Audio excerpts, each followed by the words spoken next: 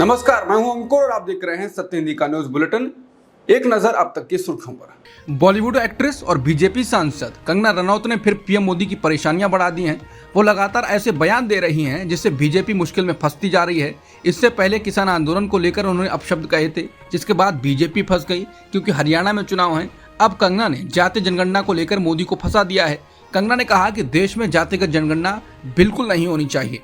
कंगना के इस बयान को कांग्रेस ने बीजेपी की सोच बताया है और कहा है कि बीजेपी जातिगत जनगणना के खिलाफ है। किसान आंदोलन पर विवादित बयान देकर घिरी बीजेपी के सांसद कंगना रनौत ने पार्टी अध्यक्ष जेपी नड्डा से मुलाकात की। माना जा रहा है कि विवादित बयान को लेकर कंगना को बीजेपी के शीर्ष नेतृत्व ने तलब किया था। ऐसे में ये मुलाकात अहम मानी जा रही है। शीर्ष नेतृत्व ने उन्हें ऐसे बयान देने से बचने की सलाह दी है।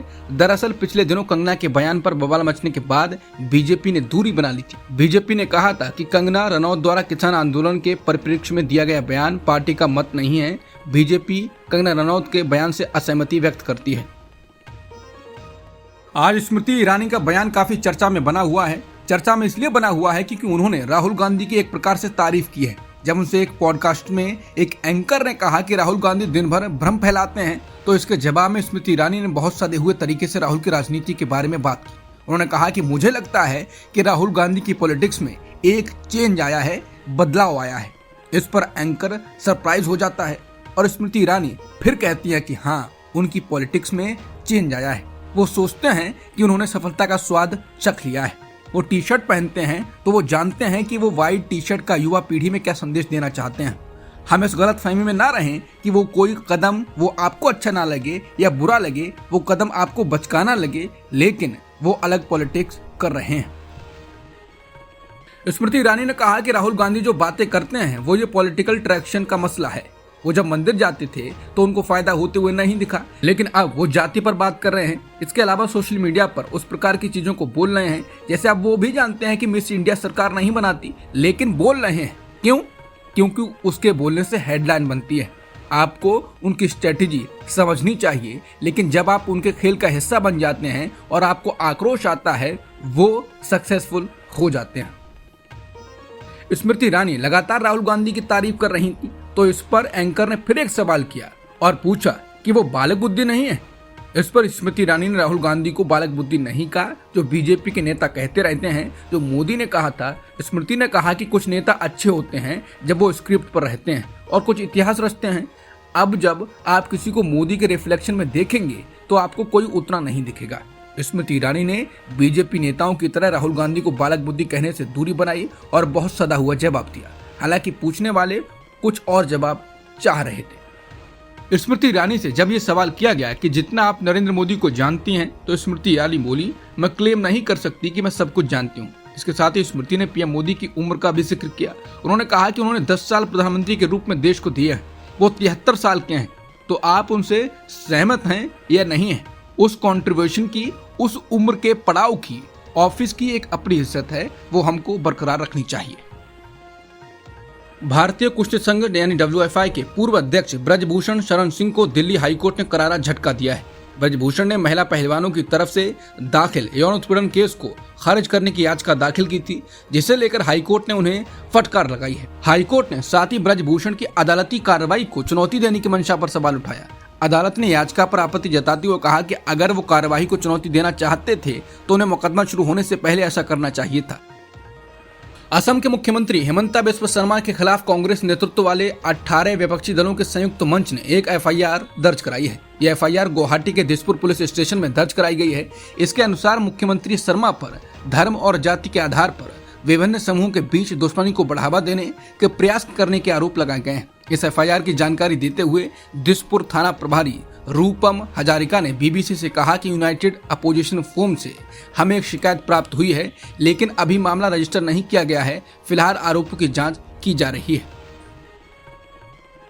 पश्चिम बंगाल के मुख्यमंत्री ममता बनर्जी ने बुधवार को दिए अपने बयान पर सफाई दी है। उन्होंने सोशल मीडिया प्लेटफॉर्म X पर लिखा कि मैंने कुछ प्रिंट, इलेक्ट्रॉनिक और डिजिटल मीडिया में दुर्भावनापूर्ण दुष्प्रचार अभियान देखा है, जिसे कल हमारे छात्रों के कार्यक्रम में मेरे दिए गए भाषण के संदर्भ में चलाया जा रहा है।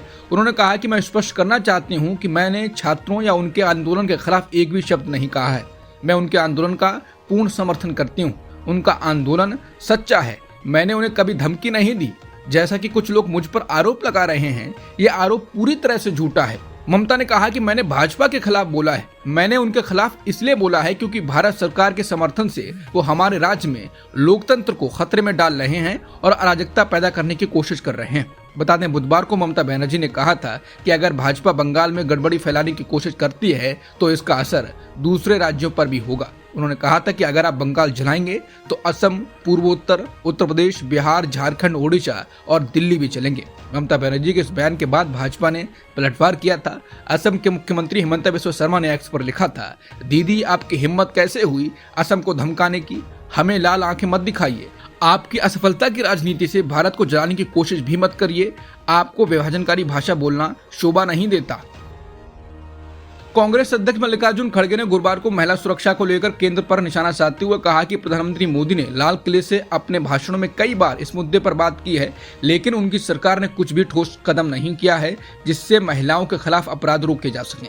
खड़गे ने कहा कि महिलाओं के खिलाफ अपराध एक गंभीर मुद्दा है और इन अपराधों को रोकना देश के लिए एक कड़ी चुनौती है, बड़ी चुनौती है। कांग्रेस अध्यक्ष ने कहा कि हमें एकजुट होकर समाज के हर वर्ग को साथ लेकर इसका समाधान निकालना होगा। उनकी ये टिप्पणी कोलकाता के आरजीकर मेडिकल कॉलेज एवं अस्पताल में डॉक्टर के साथ बलात्कार और हत्या तथा देश के बाकी हिस्सों में हर रोज आ रही महिलाओं के साथ बलात्कार के मामलों को लेकर आई। खड़गे ने कहा कि हमारी महिलाओं के साथ किया गया कोई भी अन्याय असहनीय, दर्दनाक और अत्यधिक निंदनीय है।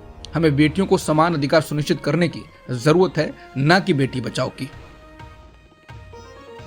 राज्यसभा के लिए हाल ही में हुए चुनाव के बाद बीजेपी के नेतृत्व वाले एनडीए ने 12 नए सदस्यों के साथ राज्यसभा में बहुमत हासिल कर लिया है। उच्च सदन में सबसे बड़ी पार्टी भाजपा के पास 96 सांसद हो गए हैं। सहयोगियों, 6 मनोनीत सदस्यों और 2 निर्दलीय सदस्यों के साथ एनडीए के पास अब 119 सांसद का समर्थन है। वर्तमान में राज्यसभा में कुल 237 सांसद हैं। इस प्रकार बहुमत का आंकड़ा 119 है। ये आंकड़े अप्रैल 2026 तक बने रहेंगे जब 10 राज्यों की 31 सीटों पर चुनाव होंगे। गुजरात में लगातार बारिश के बीच गुरुवार सुबह राजकोट अंतर्राष्ट्रीय हवाई अड्डे के रनवे के किनारे की दीवार गिर गई। राज्य भर में बचाव अभियान चल रहा है, जहां सोमवार से बारिश के प्रकोप ने लगभग 35 लोगों की जान ले ली है। सेना और भारतीय तटरक्षक बल बाढ़ प्रभावित जिलों से लोगों को निकाल रहे हैं। जामनगर और द्वारका में कई गांव पानी में डूबे हुए हैं। जामनगर के लगभग 71 गांव बिजली की आपूर्ति के बिना जिले के बाकी हिस्सों से कटे हुए हैं। वहीं राजकोट हीरासर अंतर्राष्ट्रीय हवाई अड्डे के रनवे पर दीवार गिरने पर सवाल खड़े हो गए हैं।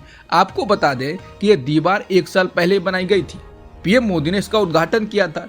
इसके ढहने से लोग इसकी गुणवत्ता पर सवाल उठा रहे हैं। इससे पहले भी जून में एयरपोर्ट की छत का हिस्सा टूटने की घटना सामने आई थी। करोड़ों रुपए की लागत पर जरा सी तेज बारिश में दीवार टूटकर गिरना आश्चर्य की बात है। गुजरात में भारी बारिश से हालात बिगड़ चुके हैं। बारिश से संबंधित घटनाओं में राज्य में 25 लोगों की और मौत हो गई, जिससे सोमवार से 3 दिनों में मरने वालों की संख्या 35 हो गई, जबकि बाढ़ प्रभावित क्षेत्रों से करीब 17,800 लोगों को निकाला गया है। राज्य के कई हिस्सों में बुधवार को लगातार चौथे दिन भारी बारिश हुई। आधिकारिक सूत्रों ने हिंदू को बताया कि राष्ट्रीय सुरक्षा सलाहकार अजित के डोभाल गुरुवार सुबह कोलंबो पहुंचे हैं ताकि चल रहे कोलंबो सुरक्षा सम्मेलन पहल पर आगे की कार्रवाई की जा सके। कोलंबो में उनका राजनीतिक नेताओं से मिलने का भी कार्यक्रम है। अब तक की सुर्खियों में इतना ही। बाकी खबरों के लिए बने रहिए सत्यहिंदी.com के साथ।